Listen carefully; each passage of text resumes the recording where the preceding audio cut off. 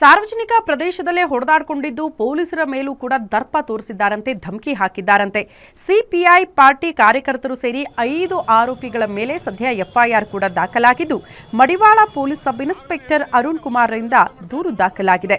ಸುಹಾಸ್, ಚಿತ್ರಭಾನು, ಶಮ್ಮಿ, ಅರುಣ್, ಆನಂದ್ ಮೇಲೆ ದೂರು ದಾಖಲಾಗಿದ್ದು, ಅಕ್ಟೋಬರ್ 25ರಂದು ನಡೆದಂತಹ ಘಟನೆಗೆ ಸಂಬಂಧಪಟ್ಟಂತೆ ದೂರು ದಾಖಲಾಗಿದೆ.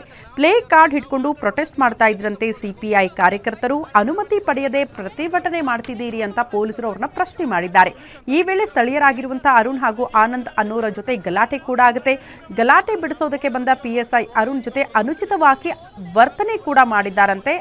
ಈ ಆರೋಪದ ಹಿನ್ನೆಲೆ ದೂರು ದಾಖಲಾಗಿರೋದು. ಕರ್ತವ್ಯಕ್ಕೆ ಅಡ್ಡಿಪಡಿಸಿ ತೊಂದರೆಯನ್ನ ಉಂಟು ಮಾಡಿರುವ ಹಿನ್ನೆಲೆ ಕೇಸ್ ದಾಖಲಾಗಿದ್ದು, ಮಡಿವಾಳ ಠಾಣೆಯಲ್ಲಿ ಸಿಪಿಐ ಕಾರ್ಯಕರ್ತರ ವಿರುದ್ಧ ಸದ್ಯ ಎಫ್ಐಆರ್ ದಾಖಲಾಗಿದೆ.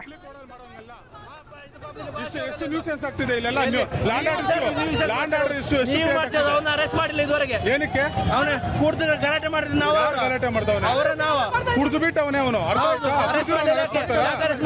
ಲ್ಯಾಕ್ಸ್ ಟುಗೆದರ್ ಕುಡಿತಾರೆ, ಎಲ್ಲರೂ ಅರೆಸ್ಟ್ ಮಾಡಕ್ಕಾಗ್ತದೆ.